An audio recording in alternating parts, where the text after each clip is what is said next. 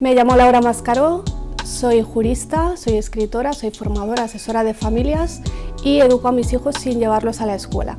Nosotros empezamos un poco sin pretenderlo, no fue una cosa meditada, no fue nuestra primera opción. Mi hijo iba a la guardería, hubo cuestiones que consideré que no se estaban gestionando adecuadamente y cuando tenía 3 años y medio decidí sacarlo. En el momento en que yo lo saqué yo no sabía qué iba a pasar, si me iba a poder organizar, si eso iba a funcionar para nosotros. También es verdad que con 3 años y medio un niño no necesita mucha escuela, ¿no? Ni nada académico. Entonces simplemente fue pasando pues mes a mes y luego ya año a año, y al principio sí que de vez en cuando me planteaba, bueno, a ver qué hago el año que viene, pero vimos que funcionaba. Realmente la pregunta pertinente para mí no es por qué empezaste, sino por qué 10 años después continúas. Y es porque nos funciona, porque nos va bien. Muy buenos días, familia, son las 12 menos 20 de la mañana y acabo de terminar de trabajar con Damián. Os quería contar un poquito de esto porque muchos os preguntáis cómo estudian y cómo aprenden los niños que no van al colegio. Entonces el planning de Damián para este año ya lo he contado otras veces, pero como siempre llega gente nueva, pues lo cuento de nuevo. Yo realmente cuando saqué a mi hijo de la escuela yo conocía el homeschooling como una cosa que hacían los americanos. Ni se me ocurría que pudiera haber gente en todo el mundo, incluido en España. Y los encontré gracias a internet, o sea, para mí eso ha sido fundamental y admiro mucho a la gente que hizo homeschooling antes de internet. Entonces, no solo a nivel de asociaciones y a nivel más de información, digamos más de cómo hacerlo y así, sino también que muchas familias tenían blogs donde contaban su día a día y te contaban su experiencia. Y gracias a los blogs tú podías ver, primero, que era posible y segundo, que no había dos familias que lo hicieran igual. Y eso da mucha tranquilidad y anima mucho a también poder intentarlo, porque no tienes que llegar al estándar de otra familia, tienes que encontrar la forma que funciona para tu familia. Luego también los foros donde compartir experiencias, y luego ya cuando llegaron las redes sociales, ya que yo empezó a estar en todas partes, los medios de comunicación digitales también se han interesado por nosotros mucho más que los tradicionales. Ahora es todo mucho más fácil gracias a la tecnología.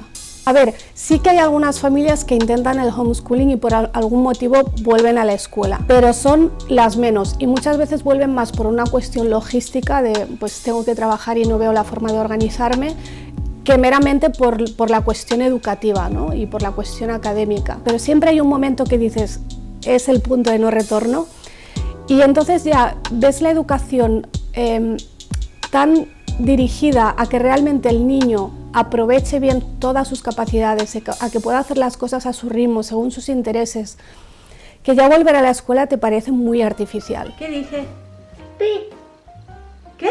Fresa. ¡Fresa! ¡Muy bien!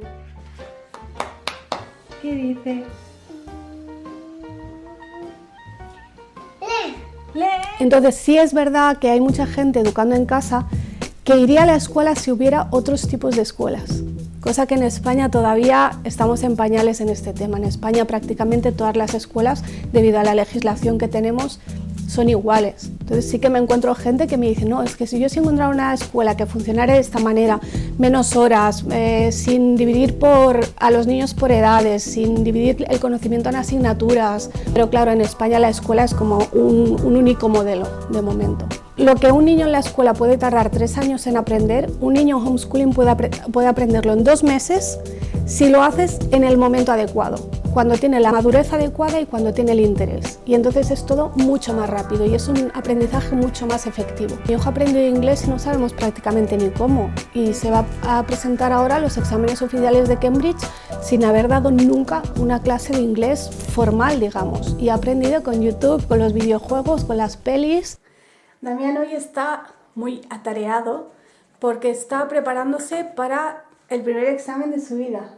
Primero para ver cómo son los exámenes y después también por la parte del inglés, porque como no sabemos si finalmente va a tener algún título, digamos, de la escuela, lo que en España es la secundaria, el bachillerato, al menos que pueda certificar que conoce un idioma. Una de las cosas que nosotros le criticamos al sistema escolar precisamente es el horario, es la cantidad de horas. Es que tu hijo se vaya de casa a las 9 de la mañana y no vuelva hasta las 4 de la tarde y al final es un perfecto desconocido.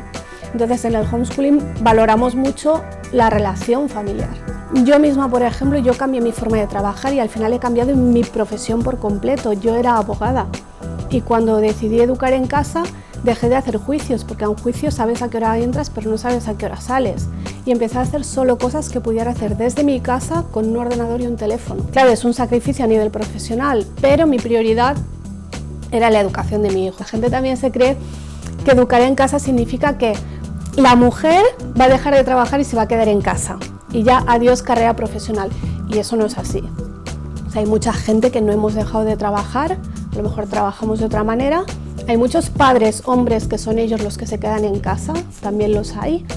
Entonces es una cuestión de ver cuáles son tus prioridades como familia y de organizarte eso, entre toda la familia. Sí, yo creo que es eso, que el mayor reto es el que todavía es una cosa muy desconocida. Además, el homeschooler normalmente no es muy dado a explicar su experiencia y a salir en medios de comunicación, y no es muy activista por lo general.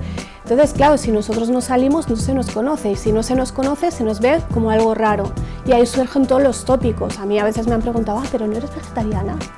¿Pero qué tendrá que ver? Y creen o que eres súper protector con el niño, que lo tienes en una burbuja, o que eres lo contrario, que es que tú pasas del niño y pasas tanto que ni siquiera te molestas en llevarle al colegio.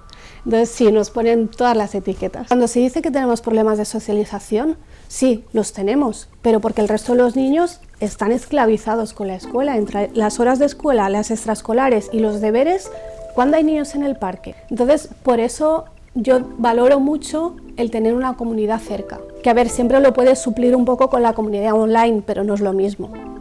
Y ahora en Madrid somos una comunidad muy grande, somos 30 familias en el grupo de 0 a 6 y 70 en el grupo de 6 a 16.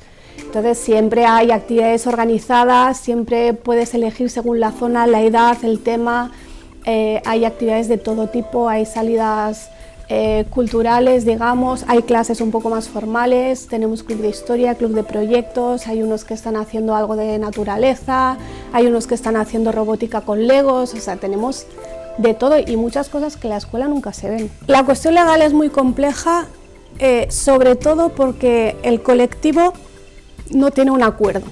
Si tú coges a todas las familias que hay en España, tendrás un montón de opciones diferentes, gente que te dirá, no, me quiero quedar como estoy porque no le quiero dar cuentas a nadie, porque no quiero que me obliguen a que mi hijo a los 6 sepa leer porque a lo mejor no está preparado hasta los 7 y no pasa nada. Según qué tipo de ley podría cargarse eso. Si de pronto te dicen, no, a los 6 tu hijo se tiene que examinar y si no sabe leer y escribir se va al colegio, oiga, es que a lo mejor le faltan solo 3 meses para aprender a leer y ¿por qué no puede hacerla a su ritmo? En mi casa hablamos mucho de este tipo de temas, ¿no? De la diferencia, por ejemplo, entre ley y justicia y cómo hay leyes que son injustas y cómo a veces el saltarte una ley no quiere decir que estés haciendo algo malo y viceversa, que a veces al cumplir la ley, o sea, las leyes nazis eran legales, eran leyes, ¿había que cumplirlas? Para mí no, porque hay una moral que para mí está por encima de la ley. Entonces, mientras tú no le estés provocando un perjuicio a otra persona, que en este caso no le estamos perjudicando a nadie, yo lo que les digo simplemente, y más tal como está la ley en España, estamos en una situación muy compleja en la que muchas veces los propios fiscales y los propios jueces no saben qué hacer con nosotros. O sea, y eso es la inseguridad jurídica, es el que no haya una ley clara que te diga puedes o no puedes y en qué condiciones y en qué circunstancias puedes o no puedes. Igual que mucha gente me llama y me dice, pero ¿dónde dice que no se puede? Pero es que las leyes no funcionan así. O sea, no hay un artículo que diga se prohíbe educar sin escuela.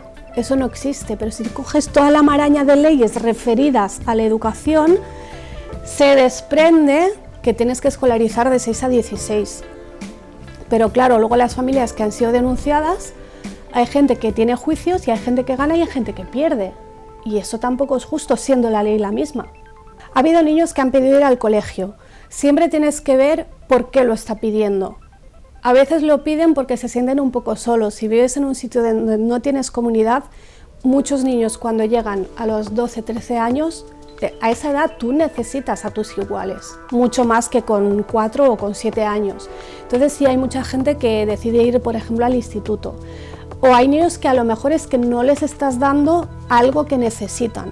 A lo mejor tú haces un tipo de homeschooling más relajado y el niño necesita que le metas un poco más de estructura, hay niños que lo necesitan. Entonces tú tienes que ser capaz de ver por qué el niño te está pidiendo ir a la escuela. También pasa a veces que niños que nunca han ido a la escuela tienen curiosidad, porque claro, es lo que todo el mundo hace, porque todos los niños van a la escuela, ¿no? Y a mí me gustaría que tuviéramos unas leyes que permitieran que mi hijo fuera a la escuela y si dentro de 3 meses o de 3 años quiere salir, pudiera volver a salir, como existe en Inglaterra, como existe en Estados Unidos, en Francia, en Portugal y en un montón de países. Una parte importante de la socialización precisamente es saber que en cada sitio, con cada persona, en cada entorno, te comportas de una manera diferente, que no te comportas igual cuando vas a comprar el pan que cuando vas a una boda. Entonces, eso es parte de la socialización. Lo que se da en las escuelas para nosotros es una socialización artificial y forzada. Porque para mí una parte fundamental de la socialización es que tú decides con quién socializas, de qué manera socializas y con la gente con la que no quieres, pero tienes que socializar, tú gradúas esa relación. Y en el colegio no es así, en el colegio te toca el grupo que te toca y además como te lleves mal con ese te van a poner con ese y te van a obligar a ser su amigo. El mundo real no es así, la vida no es así. Entonces yo quiero que mis hijos se relacionen con gente de todas las edades, que se relacionen con otros adultos que no sean sus padres ni tampoco su profesor, que eso es algo que también nos echan mucho en cara. Pues mis hijos se relacionan con otros padres de la comunidad homeschooler, por ejemplo, o con profesores que tienen para diversas materias o para extraescolares. Se relacionan con mucha gente diferente. Dentro del homeschooling hay muchas formas de hacerlo y hay muchos enfoques diferentes. Está desde el que replica el modelo escolar dentro de la casa y tienen sus horarios, sus asignaturas, sus libros de texto y en ese momento la madre pasa del rol de madre al rol de profesora. La mayoría en España yo creo que se denominarían eclécticos, que es que cogen cosas de aquí, cosas de allá, pero no es tan estricto como si hicieras la escuela en casa. Y nosotros estamos en el otro extremo, que es el unschooling, que es la no escuela. Entonces nosotros no separamos el rol de padre del rol de profesor, pero porque tampoco separamos la educación del resto de la vida. Para mí la universidad es una opción más, ni mejor, ni peor, ni prioritaria, ni es un objetivo específico. Entonces va a depender de lo que cada niño quiera hacer, ni les vamos a dirigir hacia la universidad, ni les vamos a impedir que vayan a la universidad. Es ver cada niño qué quiere hacer y cuando sepa qué quiere hacer, que de hecho el mayor ya lo sabe, ver qué caminos hay. Si por ejemplo mi hijo me dijera quiero ser médico, pues a menos que te hagas naturista o algo así, tienes que ir a la universidad, o si quieres ser arquitecto o abogado. Pero si quieres ser periodista, por ejemplo, no es imprescindible ir a la universidad. Es un conocimiento que puedes adquirir de muchas otras maneras.